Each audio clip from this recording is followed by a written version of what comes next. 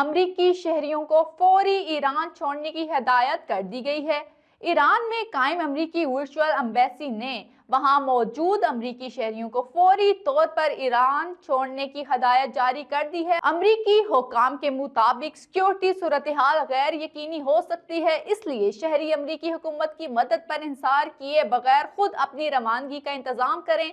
बयान में खबरदार किया गया है कि परवाजें किसी भी वक्त मनसूख या मुअत्तल हो सकती हैं। अगर किसी वजह से ईरान छोड़ना मुमकिन ना हो तो अमरीकी शहरियों को हदायत दी गई है कि वो अपने घरों या किसी महफूज इमारत में रहें और खुराक, पानी, अद्वियात और दीगर जरूरी एशिया का मुनासिब जखीरा रखें।